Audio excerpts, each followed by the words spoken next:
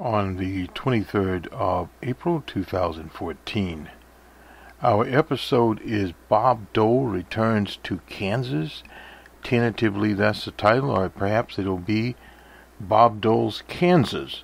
Nonetheless, Bob Dole, the pride of Russell, Kansas. I think I recall passing by it once when we were running campaigns in Kansas a long time ago. Bob Dole is now 90 years old, and you'll hear from him actually speaking after we have concluded here about many things. His working with George McGovern, Dr. McGovern, a man that we followed across the U.S. and participated in his campaign. That's the late Dr. George McGovern of South Dakota. And the time that Bob Dole was in the Senate, Bob Dole, of course, was on the right. He ran for president, and of course he was defeated by the president, Bill Clinton. But he is remembered as a man, of course, worked across the aisle, and was a man that also had been around a very, very long time. He was part of the older Kansas tradition, not of the current Tea Party operation that's now so prevalent in places like Kansas. From the Kansas City Star in Kansas City, we'll read this. This is by Brad Cooper. They brought books to be signed. They came to see a political icon. They came to see a war hero. Scores simply came to tell Bob Dole thank you. Earl Boatsell canceled a doctor's appointment so he could see Dole on Monday afternoon at the Olathe City Hall. It was the least he could do for a man who cleared the way for him to be bedside with his daughter, who was born 40 years ago. Boatsell of Lee Wood was ready to ship out to Vietnam in 1971. His daughter was due in September. Boatsell sent a letter to Dole asking the senator to delay his deployment. He got a 28-day reprieve. Had it not been for Senator Dole, I would not have been there, Boatsell said in the birth of his only child, Jennifer. It changed my life. It changed my wife's life, and probably doesn't even remember it. He probably doesn't remember it, but that's okay. Hundreds turned out to see Dole on Monday as he returned to Kansas to renew old friendships, political bonds. He offered a word of thanks to the voters who made him the longest-serving Republican Senate leader in history. I love this state, Dole said. The former senator started a 3-day tour Monday afternoon in Overland Park, Kansas, in Olathe, I think that's how it's pronounced, and he plans to be in Kansas through Wednesday, including a visit Tuesday to the Political Institute at the University of Kansas, that's in Topeka, that bears his name. Dole wants to visit every of the state's 105 counties. Wherever he makes it to, every county is open for question. He acknowledged with a dose of trademark dry humor. When you're 90, you don't order room service or green bananas, he said. He struggles to get around due to age and illness, as well as an injury he suffered in northern Italy in World War II, the Great Patriotic War. His right arm immobile and limits the use of his left. And with arms around, Dole's aides helped him from car to a seat inside the Republican headquarters in Olathe. And on one occasion, a party official held a microphone for Dole. Another aide helped him with a glass of water. He's hurting. He's in the aging process. We're all getting there. That is from Eldon Erickson, who worked for Dole as a congressional fellow 40 years ago. He just wanted to thank him. 10-year-old Henry Walston, fourth grader, who is developing a keen interest in World War to history. Henry's parents took him out of school for a few hours so he could meet the former senator and, of course, the 1996 Republican presidential nominee. During the tour Monday, Dole talked about politics. He speculated the Republicans might take control of the Senate this year, questioned President Obama's leadership, and criticized congressional gridlock. Dole singled out Obama for not doing enough to help the Ukraine protect itself from Russian influence. You'll hear that. The president keeps saying there are going to be consequences, but there are never any consequences. Dole said there are a lot of things we could do. We could give the poor Ukrainians some weapons. He was talking about, and you hear him say that about tanks and what have you. But would that help out in this current circumstance? I doubt it very seriously. The last time Dole returned to Kansas was in the fall of 2012, when conservatives and moderates battled for control of the state party. Dole is well aware how the conservative wing knocked moderates from power in his home state legislature. Yet Dole insists there's room for leaders from both factions in the party. He was recently stunned by criticism by rising conservative who said Dole's his position moderated too much. We have a party of inclusion. We don't have one of persuasion, Dole said in an interview with the Star before going to Kansas this weekend. I'm a conservative, but I don't believe that everybody has to agree with me. I don't have to agree with everyone else, Dole said. We need people in the party who may have less conservative views but are good Republicans. Last month, Cruz took a swipe at Dole and other moderate Republicans when he addressed the Conservative Political Action Conference. All of us remember President Dole, President McCain, President Romney. He said, alluding to the failed nominees, those are good men. They're decent men, he said, but when you don't understand and draw a clear distinction where you stand for principles, Democrats celebrate. Cruz's comments came as a rebuke on national TV from Kansas Governor Brownback, who helped defeat moderate Republicans in 2012. Brownback admitted he's being protective of Dole. He's a key Kansan in history, but he's also an iconic figure of the World War II generation, Brownback said in an interview. This is a guy who represents the greatest generation. You can be critical of people on any number of things, but this guy has done a lot. There's no doubt about this in this article. It sums up where Bob Dole stood in Kansas. Now, a lot of the remarks you get now about Bob Dole is an unfortunate situation there. But when he, of course, went to Overland Park, that was a place where Cross and company, or Cross by himself, shot dead 3 innocent people. But you have to have the environment where the Crosses and, of course, his other buddy out in North Dakota, Craig Cobb, can work.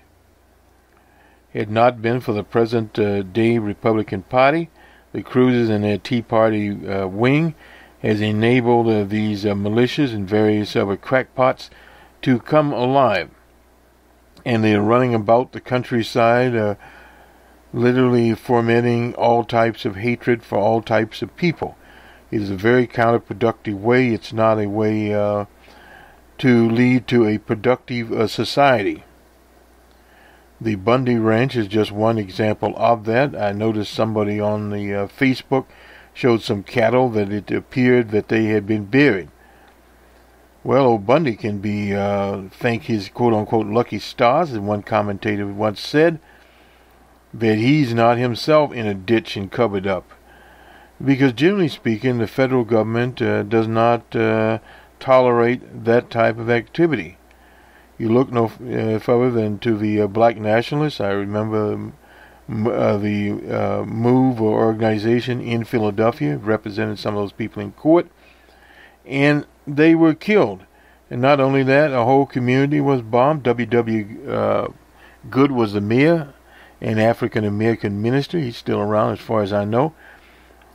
They literally ran out of munitions. The Philadelphia Police Department did. They had to go to more suburban locations to get it. And the helicopters were up there, and they dropped the ordnance, and they blew the block up. They later rebuilt the block and compensated some people, but not enough for the trauma. The moved people are out of jail now. I think Ramona Africa is out now also. But that was a tragic situation. And of course, the assassination of various leaders of the Black Panther Party. They were assassinated, and this was where the whole gun control thing started. Most people really don't know the history. It started out in California under Ronald Reagan, a known racist. But he cried about guns when members of the Panther Party marched up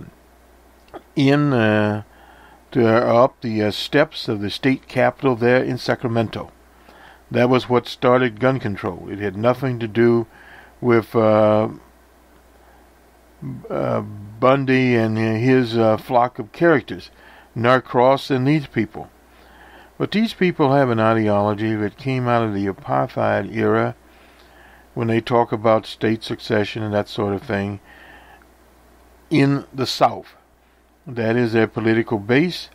And at one time in Bob Dole's beloved Kansas, the right-wingers under the anti-abortion thing, Operation so-called Rescue, it was put out there to cement the right-wingers and push them to vote for Republican Party candidates under some sort of right to life.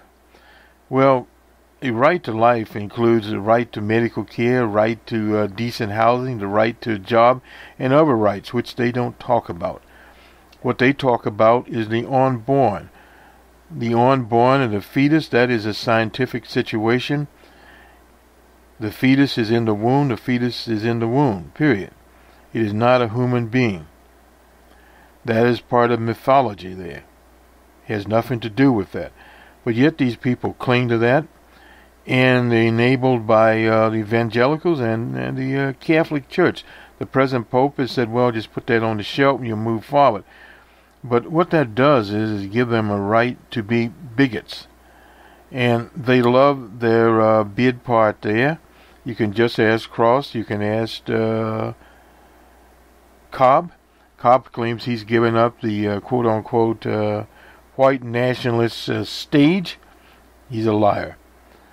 Until he gets out of North Dakota, and he wants to get out of North Dakota, and there is a situation going there now, his pre-sentencing report. And whatever the judge says, does he get his get out of jail card? Or does he, as they say, spend more time with the good people of North Dakota? Our theory is there's tremendous pressure there to have Mr. Cobb, as they say, remain a citizen of North Dakota. And perhaps they'll send him on to Canada. They want to see Cobb also. And as we said in the broadcast yesterday, the Hoover boys or the FBI types down in Kansas City, no doubt, are talking to Cobb now about his various nefarious activities. We go now to the state of Mississippi. The Magnolias and the Klan are always busy there. They had an election last night in Jackson, Mississippi. The pro-business candidate won that election over the people's candidate, Chokwe Lumumba. He was the son of the late Chokwe Lumumba, who was in office for less than one term. This Tony Erber character, or Erber, I guess, character won the election. The final vote count there, somewhere we had it there, was a closer election than one would think in terms of where all the votes went. But still, it was basically, almost, well, not quite a 10-point election. Chokwe Lumumba had 17,546 votes. These are unofficial. Whereas Uber had 20,463 votes, or 54% of the vote. Of course, he's elected, and going to swear him in. Now the vote tallies have not been made official. It's interesting they're swearing him in, but they got to get business's boy in there as quickly as they can. When we looked at this election through their primary, where they had many people running there, and these three were, I believe, at about 34 or 35% each. 10 votes, I believe, separated Lumumba and Yuba. But there was another candidate, I believe his name was Presser, or something of that sort. Was Harvard-trained, tall gentleman. And he, I believe, got about 10% of the vote. Perhaps it was 15. I'd have to look again. But nonetheless, and then there's an assortment of other characters, including a former mayor. There was a number of votes out there. And we'll have this on Friday Job where we look at who got what in their primary and in the runoff. The point we're trying to make here that basically Lumumba did about 10 points better than he did before, and Yuba about 20 points better there. But you have to understand there were these votes out there, the backward thinkers that ran the older clique. There was about 3% or 4% of those hanging around out there that under no circumstances would have voted for young Lumumba. Now, then of course there was the other candidate. How those votes were split up, it's very hard to say. And then perhaps some momentum there that Yuba picked up. But again, about 20% more voted for him this time around. So if you put some of those people together, just a rough estimate here, and we'll do a little bit better analysis of this, probably 8-9% of the other vote went for him, because the other candidate, Presser, was a pro-business candidate also. So those people were not going to vote for him. Did he get all of those votes? Probably not, but he probably got most of them.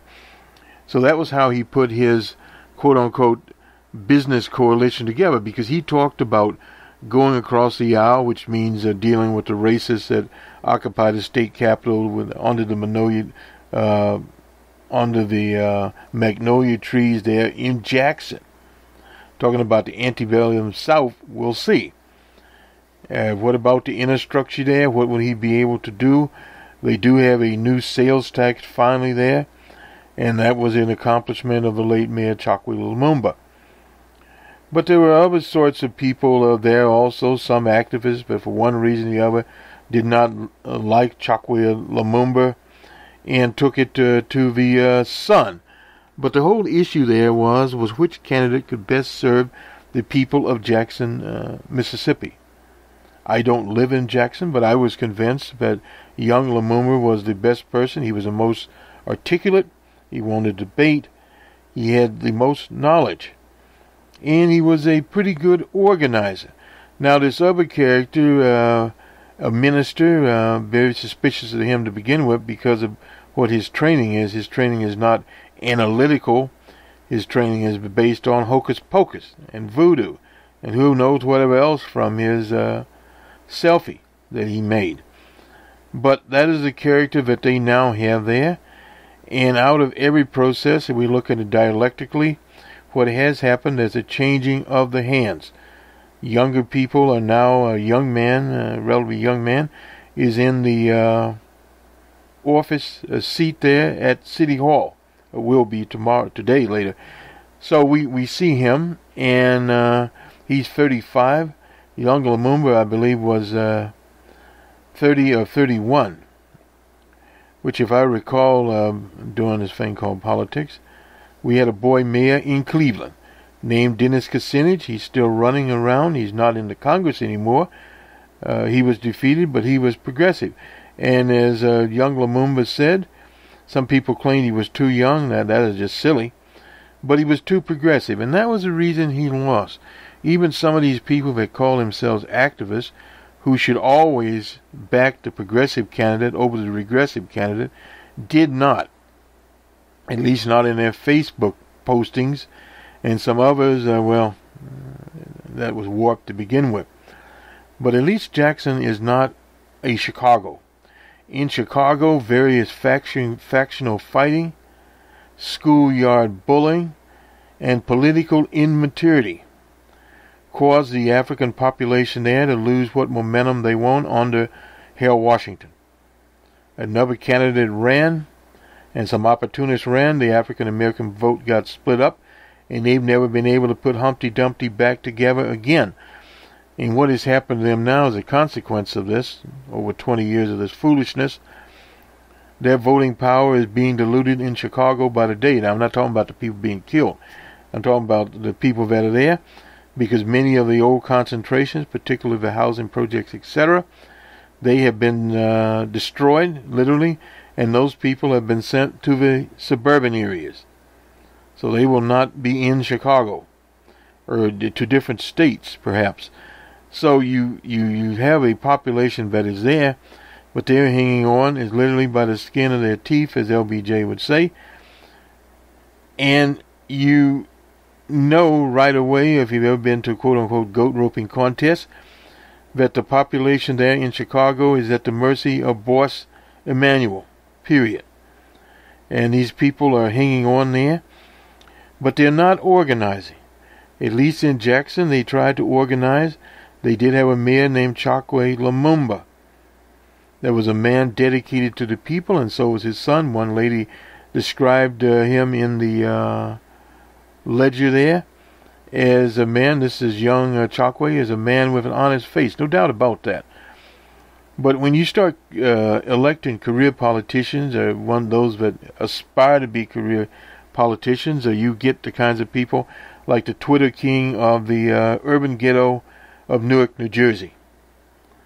And now Twitter king and his Wall Street people, he's Senator Twitter king. This is the disgraced Cory Booker. But you will get those kinds of people, and your whole political thing falls out, and people are incarcerated at higher rates. And now President Obama, which some of these same characters criticized, is now establishing a clemency program. We'll see how it goes for so-called drug offenders that don't need to be in jail long enough. We remember the case that we followed and participated of one Ivan Eberhardt to Supreme Court many times. He'll be free shortly, a matter of days if not now. They're in Chicago. But the problem is, arises that there's always been, at least my view is, being around the criminal law, that people that are in jail, generally speaking, don't receive much support. Now, the wrongful convictions are out there. We just said goodbye to Reuben Hurricane Carter, who walked on at 76. He had moved to Toronto, Canada. But the whole situation is of people being incarcerated, many of them, and many of those people are political prisoners. We don't have literally an adequate way of addressing that. It has to be a national situation. More and more of that is coming, but you're not going to get that kind of situation on the Twitter kings and the Tommy Yarbers of the world. There's no doubt about that. And one final thing here, as we get this production straight. Now, we will add to this production, providing we can locate him, one Jerry Pippin, to talk a little bit more about Bob Dole.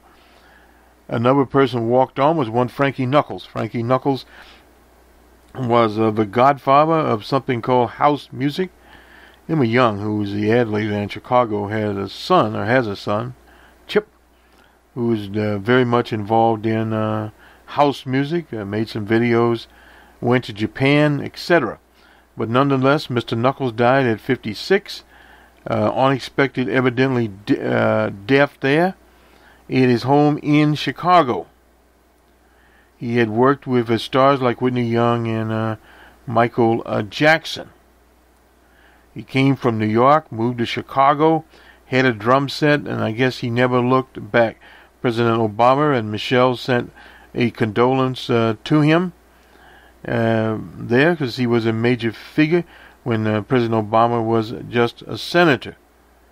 They named the street after Knuckles, where the old warehouse once stood on Jackson Street between Jackson Boulevard and Madison. No the area there. Never went to the old warehouse. But house music had its working class genre.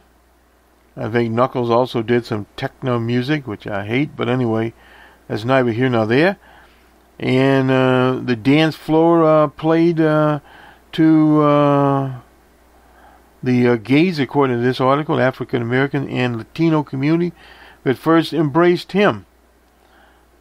So those were the people that were there. And according to him, he told the Tribune that God has his place on the dance floor. Well, no doubt there were people on the dance floor. We can't have all the things we have if it wasn't for God. This is Freddie Knuckles speaking here. We wouldn't have one thing that keeps us sane, music. One thing that calms people down. Nonetheless, Freddie Knuckles walks on at 56. And this will do it for us. On to Bob Dole, speaking at various venues, including the University of Kansas in Topeka, Kansas. Good day. Now I need to get to sit down. What was my position on? Yeah, what did you do? In the military in World War II.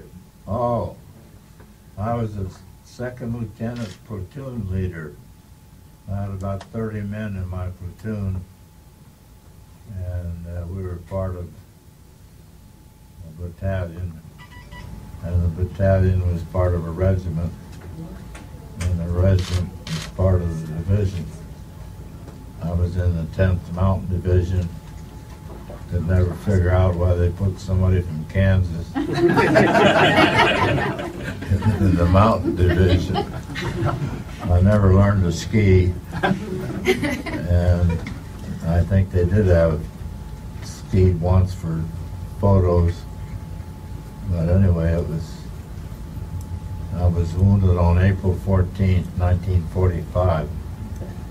I went out to rescue my radio man who had been hit, and when I got to where he was, I felt this sharp pain in my right shoulder, and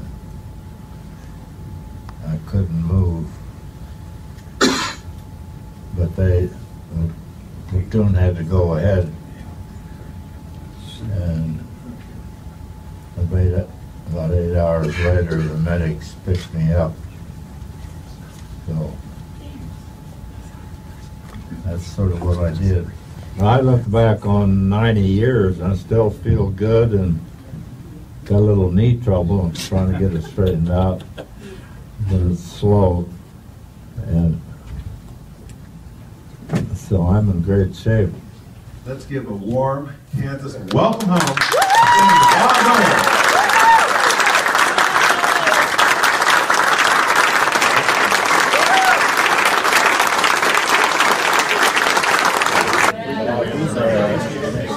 Oh, okay. You share a birthday with our daughter, so I always keep up with you. July 22nd. In the late 70s. Oh, you did? Yeah. In the Senate office? Yes. Yeah. It was a time when he was doing a lot of work with George McGovern, and I helped staff the Senate Select Committee on Nutrition and Human Needs. Oh, you did? And it was just a phenomenal committee. What was that like? Well, those two together? Oh, they worked well together. They had a lot of farm interest, and there was Teddy Kennedy on it, and Hubert Humphrey, and it was just like you were looking at a slice of America. It's been a pleasure seeing you today, sir. Thank you very much for that. Sending the troops over there, but we're going to make certain the Ukrainians have more firepower in case there is a confrontation. But Putin, I think, senses that Obama will not do anything, so he's got a pretty free hand. That's your judgment? That's mine. And that makes a less stable world when you do that. When they think America's not going to do anything, that just invites provocation from other places. We're the leader of the free world, or were. I'm not certain where we are now, because they were going to do something in Syria, and that didn't happen. And now we're working with Iran. I'm not sure they'll keep their promise. And of course, the Ukraine situation is a tinderbox. It could lead to all kinds of problems. But and the president has a tough decision. I don't want to overlook, you know, if you were in the office, what would you do? I think I would, first of all, send some tanks and some weapons to help the Ukrainian people. And Putin would understand then that we're serious about what those would be consequences. Hear it!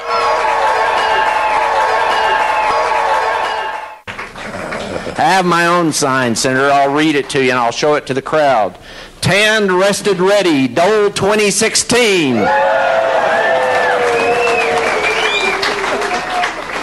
Well, what I decided to do about a month ago is to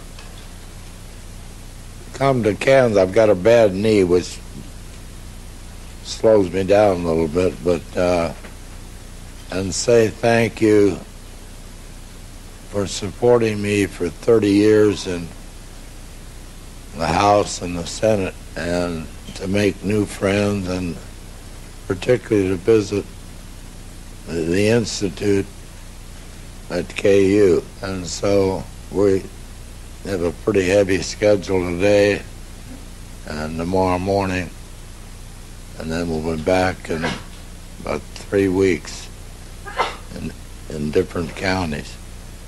But we've had a great time so far. Met a lot of wonderful people. Kansas is a great place, and it's home to me. And you can take the boy out of Kansas, but you can't take Kansas out of the boy. So,